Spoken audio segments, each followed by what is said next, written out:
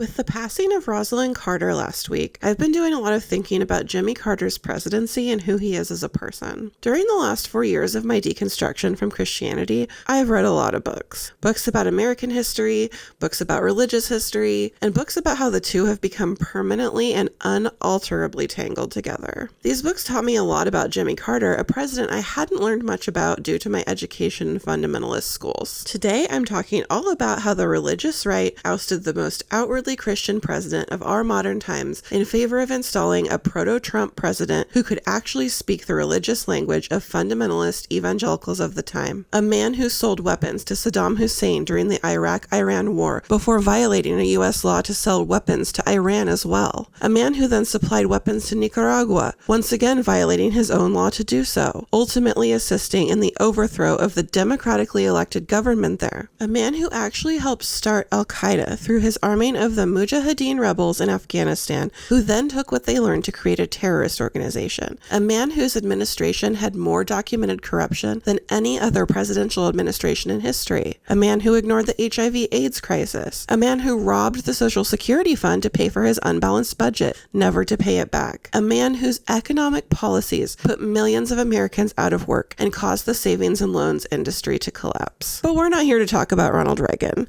We're here to talk about the incomparably Christian President James Earl Carter Jr. and how his fall in the eyes of the evangelicals of his day tells us all we need to know about the underlying priorities and motivations of the religious right and informs the trajectory that led us to the evangelical support of the Trump presidency and his 2024 run.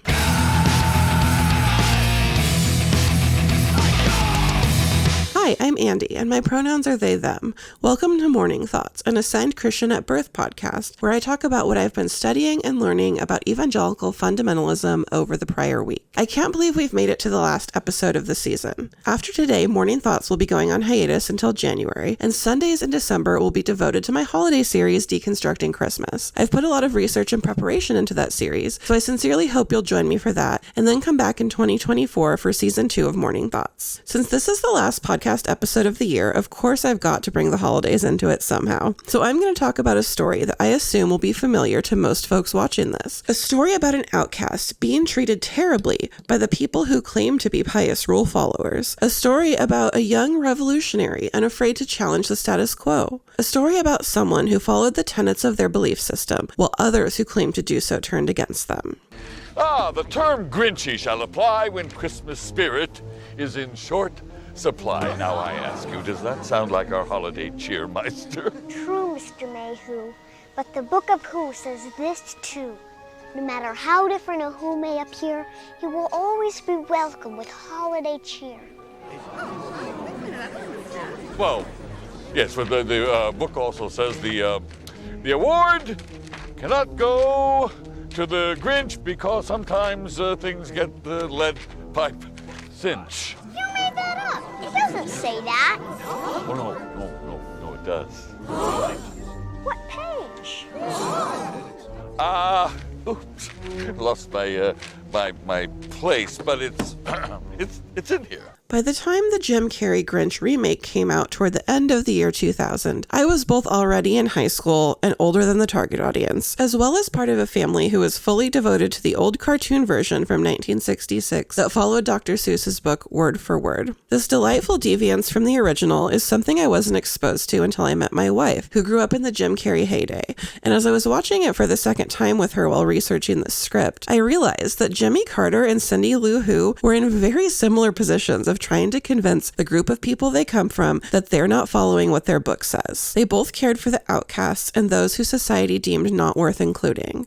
Of course, we live in reality and not fantasy, and while Cindy Lou's positive influence caused the rest of the Who's to realize she was right, I can't say that things worked out the same for President Carter with the Evangelical Party. If you could just take a minute for me to smash that like button, I would truly appreciate it. It helps tell the algorithm to get this video out to more people who need to see it. The wiki page on Jimmy Carter says that from a young age he showed a deep commitment to evangelical Christianity. In 1942, he became a deacon and taught Sunday school at Maranatha Baptist Church in Plains, Georgia, where he still attends today. As president, Carter prayed several times a day and professed that Jesus was the driving force in his life. He was greatly influenced by a sermon he had heard as a young man that asked, "If you were arrested for being a Christian, would there be enough evidence to convict you?" Now, Jimmy Carter isn't perfect, and in all honesty, a lot of his policies and choices, especially in relation to foreign policy, were not something I can support or advocate for. This analysis is to merely highlight the way that evangelical political players have no problem turning on their own when the movement calls for it.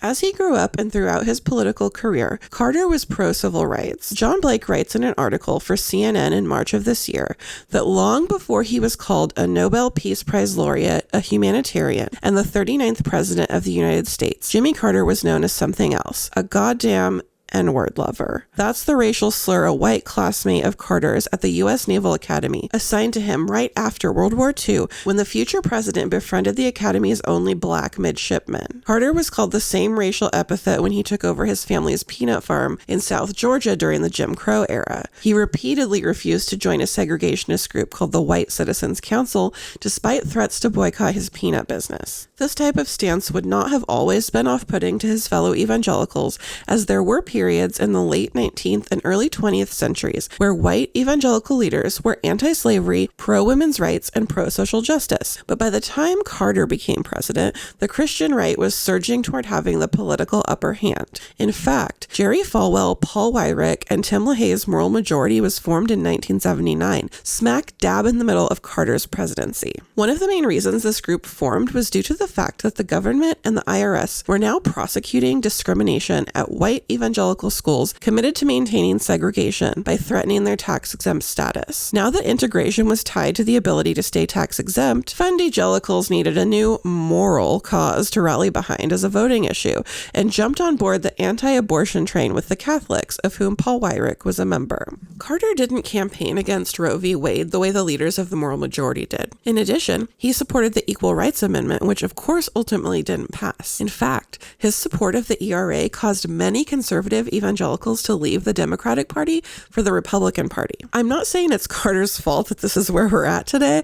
I'm just sharing this in order to illuminate where the priorities and beliefs of evangelicals were at the time. Evangelicals also blamed Carter for the removal of tax-exempt status of Bob Jones University, which was still refusing to allow people of color to attend. As these controversies were raised, Carter showed real strength when he refused to bow down to the evangelical community that had migrated to the right. He advocated for universal health care, military spending cuts, and denounced the tax code as welfare for the rich. Honestly, based. He never cared what was good for him politically. Instead, he was committed to always doing what was right. Jimmy has been quoted as saying that his wife Rosalind was not only his equal partner in every way, but was also his closest political advisor. People.com wrote last week after her passing that with each new campaign, Rosalind helped develop strategy behind the scenes and showed up publicly in support of her husband. Upon leaving the White House and returning to private life, they co-founded the Carter Center and rebranded themselves as humanitarians and activists. Living modestly back in Plains, Georgia, between their public appearances and trips, they were true partners in every aspect of their lives. And Carter didn't just talk the talk regarding women's rights. He appointed more women to his administration than any prior president. He truly saw women and men as equals, something that evangelical fundamentalist advocates of complementarianism would never stand for. In the late 90s, Carter was actually forced to cut ties with his former denomination, the Southern Baptist Convention,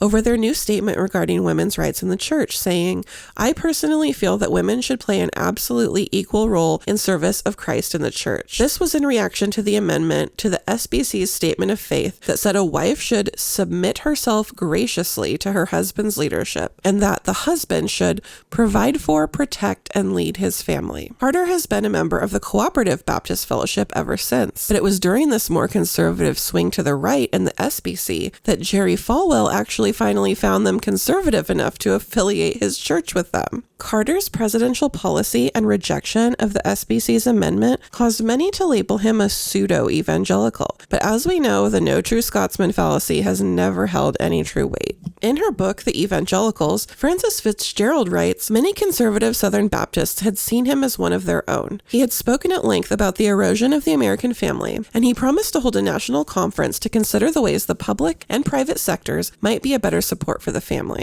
In 1978, Carter was featured on the cover of Newsweek alongside the term born again. He had introduced these popular evangelical terms to the wider culture during his 1976 presidential run, and he spoke often of his personal relationship with Jesus Christ. Darren Dochuk calls Carter the public figure who more than any other personified evangelicalism's exploding popularity, and goes on to say that he took to the campaign trail talking about his devotional life, his daily practice of praying 25 times, and his nightly ritual of reading portions of scripture in Spanish. During his campaign, evangelical leaders were elated at the idea that one of them would be in the White House, but this love affair did not last long. Once he was in the Oval Office, Carter continually opposed the majority of the evangelical subculture's feelings on racism, homosexuality, abortion, and the separation of church and state. Fitzgerald tells us that in line with his stance on black civil rights, he came out for gay rights and Roe v. Wade as well as the ERA,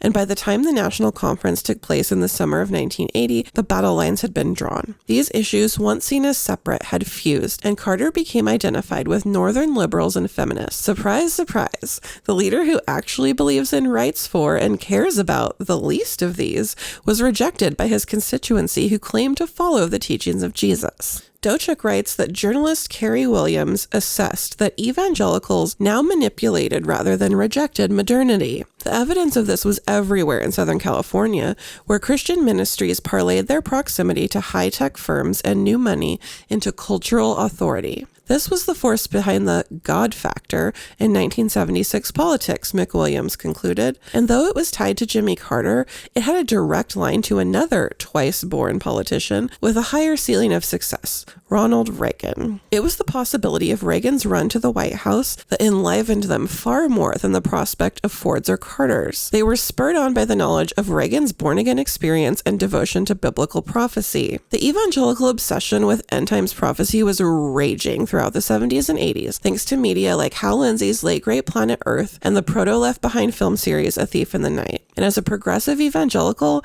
these things didn't play a part in Carter's publicly stated beliefs. Despite the fact that Jimmy Carter's progressive white evangelical Christianity had once been on the trajectory to achieving dominance in the United States, the conservative fundamentalist faction took over and surged in popularity, starting with their installation of Reagan to the presidency and beyond. Dochuk writes that the ballot wars of 1978 also helped them crystallize evangelicalism's opposition to Carter. For pastors like LaHaye, who had fought for these measures, the decisive end to any lingering enchantment with Carter came while meeting personally with him at a prayer breakfast. When they asked why he, as a Christian and pro-family man, favored liberal legislations of the kind that benefited gays and feminists, Carter argued that these measures benefited the family. At that moment, they realized something radical had to be done before more damage was done. I stood there and I prayed this prayer, LaHaye recalled. God, we have got to get this man out of the White House and get someone in here who will be aggressive about bringing back traditional moral values. The evangelicals and political conservatives have always derided legislation and policies created with the intention to establish equity, such as food stamps, welfare, and equal rights. And in the end, this was Jimmy Carter's downfall. Jerry Falwell and the burgeoning religious right, no true Scotsman him right out of a second term. Again, don't forget this is about the hypocrisy of the evangelical political bloc and has nothing to do with the legitimate amount of reasons I would not have voted for this man in a second election after the things that occurred during his first, such as military assistance to Indonesia despite major human rights violations occurring, his handling of the Iran hostage situation, allowing the CIA to provide money and goods to Afghanistan during the Soviet invasion, and reinstating registration for the military draft, even though one of his first acts as president had been to pardon all the Vietnam draft dodgers. In Carter's post-presidency years, he continued to teach Sunday school and spent most of his time helping those in need and advocating for human rights. He and Rosalind spent over 30 years advocating for and building alongside Habitat for Humanity, continuing to live out his faith over the lip service of politicians like Bush, Trump, DeSantis, and Johnson. Carter received the United Nations Prize in the field of human rights, given in honor of human rights achievements, and the Hoover Medal, recognizing engineers who have contributed to global causes. Carter's 2002 Nobel Peace Prize was partially a response to President George W. Bush's threats of war against Iraq and Carter's criticism of the Bush administration, which is honestly, once again, based as hell. On a topical note, Jimmy Carter seems to have always been pretty forward-thinking as far as Christians go when it comes to the Israel-Palestine conflict. While I come from the faction of Evangelical Fundamentalism that believes the Palestinians need to be wiped out in order to bring about the end times, Carter's view on this could not be more opposite. In 2006, he wrote Palestine, Peace Not Apartheid, a New York Times bestseller that generated controversy for characterizing Israel's policies in the occupied West Bank and Gaza Strip as amounting to apartheid. In an interview, Carter defined apartheid as the forced separation of two peoples in the same territory with one of the groups dominating or controlling the other. In remarks broadcast over the radio, he said that Israel's policies amounted to an apartheid worse than South Africa's. While some accused Carter of anti-Semitism, he defended his argument saying, "The hope is that my book will at least stimulate a debate which has not existed in this country.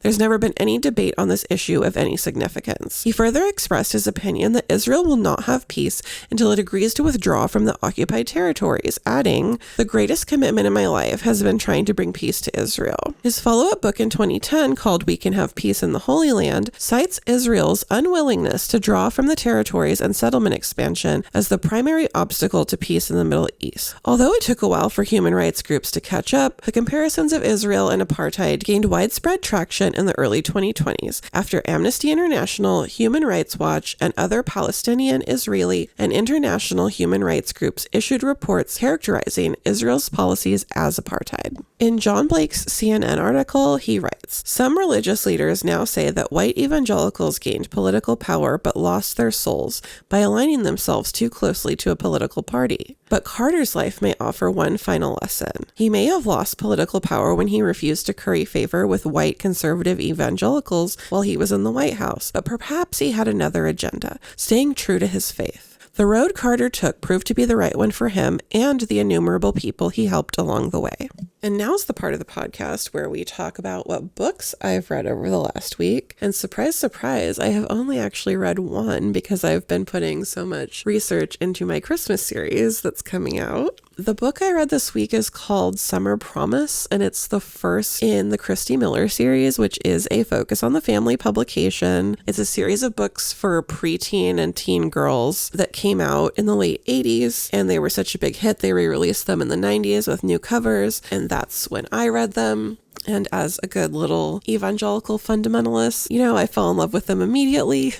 They're full of toxic purity culture and wild Christian expectations for what life would look like when I was older. It was because of these books that I used to write my letters to my future husband, which is so embarrassing.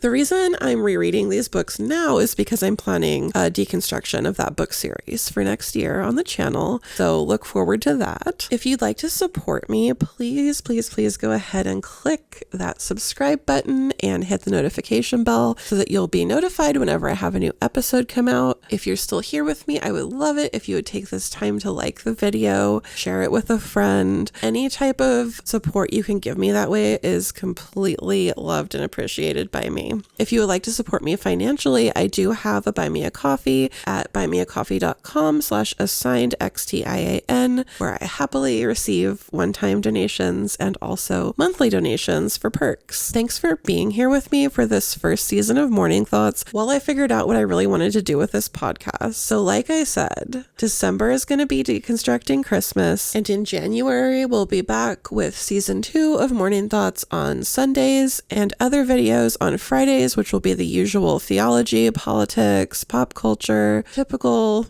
Friday videos that I've been doing. I hope you all have a wonderful week and a wonderful start to the December holiday season. Okay, bye.